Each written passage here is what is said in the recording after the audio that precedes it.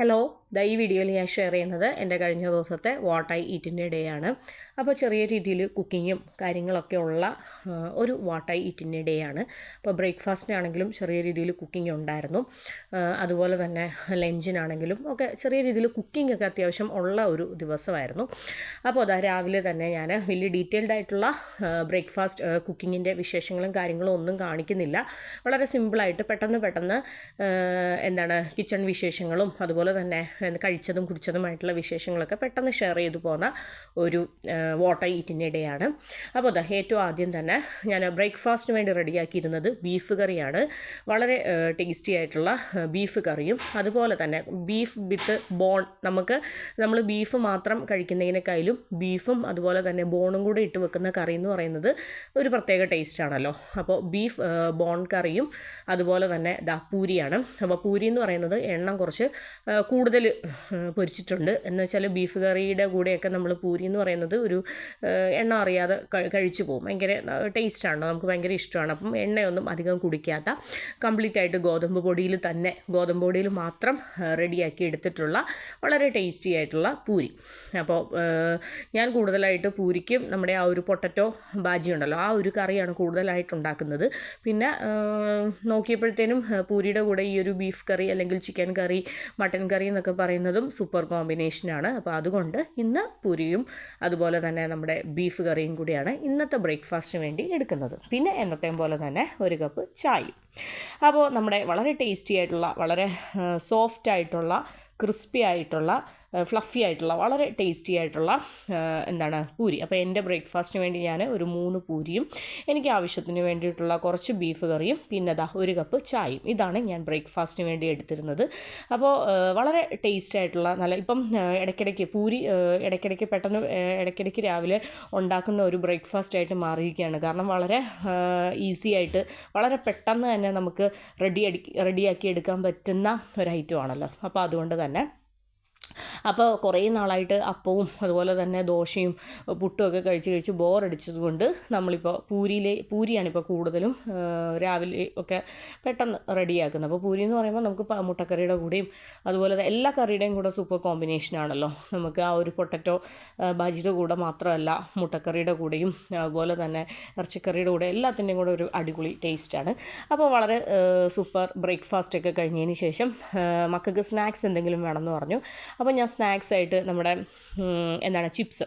ചിപ്സും അതുപോലെ തന്നെ ക്രീം ബിസ്ക്കറ്റും പിന്നെ നമ്മുടെ കോൺഫ്ലെക്സ് കുക്കീസ്, അങ്ങനെ കുറച്ച് സ്നാക്സ് എടുത്തിട്ട് മക്കൾക്ക് വേണ്ടിയിട്ട് ഞാൻ എടുത്തതാണ്. അപ്പോൾ അതിൽ നിന്ന് മക്കൾക്കും കൊടുത്തു, ഞാനും കുറച്ച് ചിപ്സും കാര്യങ്ങളൊക്കെ ഞാനും കഴിച്ചു.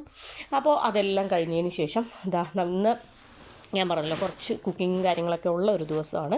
പിന്നെ അതിനുശേഷം ഞാൻ വലിയ ഡീറ്റെയിൽഡായിട്ട് വലിയൊരു കുക്കിംഗ് എന്നല്ല പറയുന്നത്, ഒരു ചെറിയ രീതിയിലുള്ള ലഞ്ച് പ്രിപ്പറേഷനും കൂടി ഉള്ള ഒരു ദിവസമായിരുന്നു. അപ്പോൾ ഫ്രഷായിട്ട് ചോറും കാര്യങ്ങളൊക്കെ വെച്ചിട്ടുണ്ട്.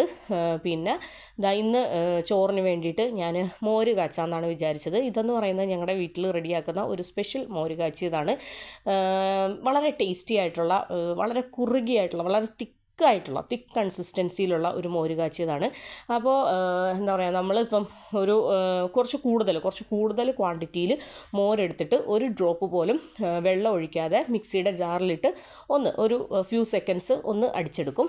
അപ്പോൾ എന്നിട്ട് ആ ഒരു വെളിച്ചെണ്ണയിലേക്ക് കടുക് പൊട്ടിച്ച് കുറച്ച് കൂടുതൽ ജിഞ്ചറും ഗാർലിക്കും പച്ചമുളക്, വറ്റൽമുളക്, കറിവേപ്പില, സവോള നന്നായിട്ടൊന്ന് ഫ്രൈഡ് ആവണം. അപ്പോൾ ഫ്രൈഡ് ആയതിന് ശേഷം അതിലേക്ക് ആവശ്യത്തിന് ഉപ്പും മഞ്ഞൾപ്പൊടിയൊക്കെ ഇട്ട് കൊടുത്തതിന് ശേഷം നമ്മൾ അടിച്ചു വെച്ചിരിക്കുന്ന മോര്, കേർഡ്, അതും കൂടെ ഒഴിച്ചു കൊടുത്തിട്ട് വളരെ തിക്കായിട്ട് റെഡിയാക്കി എടുക്കുന്ന വളരെ ടേസ്റ്റി ആയിട്ടുള്ള ഒരു മോര് കാച്ചിയതാണ്.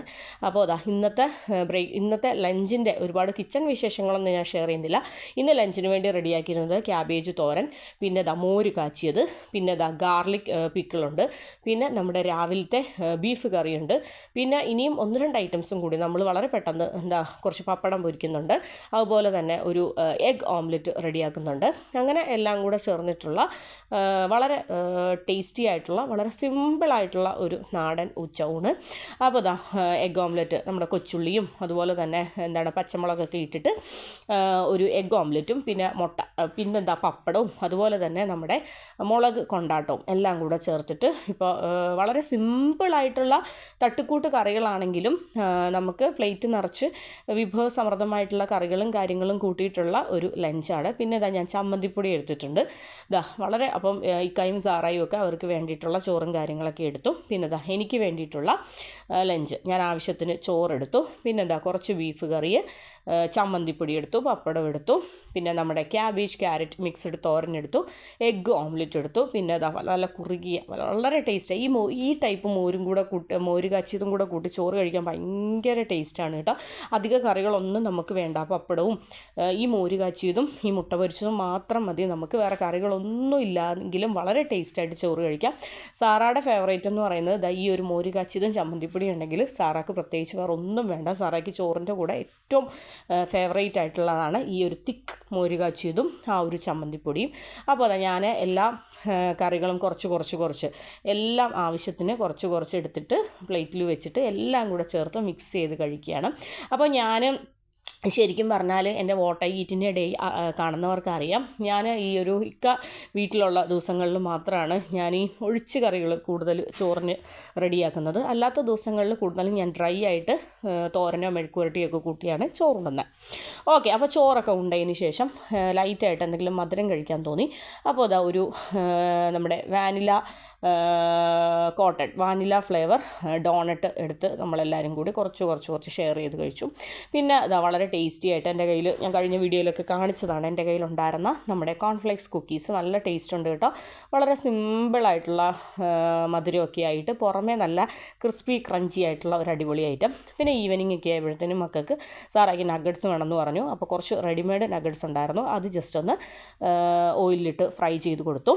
അപ്പം നമുക്ക് ചായ കാപ്പി അങ്ങനത്തെ കാര്യങ്ങളൊന്നും വെക്കലോ കുടിക്കലോ ഒന്നും ഉണ്ടായിരുന്നില്ല. പിന്നെ അതാ ഇത് പുട്ടും പഴവുമാണ്. അപ്പോൾ സാറായിക്ക് പുട്ടും പഴവും ഭയങ്കര ഇഷ്ടമാണ്. അപ്പോൾ കൊച്ചിന് റെഡിയാക്കുമ്പോഴത്തേനും ഞാനും ഇപ്പം ഇടയ്ക്ക് പുട്ടും പഴവുമാണ് കൂടുതലും ഡിന്നറിന് വേണ്ടി എടുക്കുന്നത്. അപ്പോൾ വളരെ ടേസ്റ്റി ആയിട്ടുള്ള വളരെ സോഫ്റ്റ് ആയിട്ടുള്ള പുട്ടും പഴവും.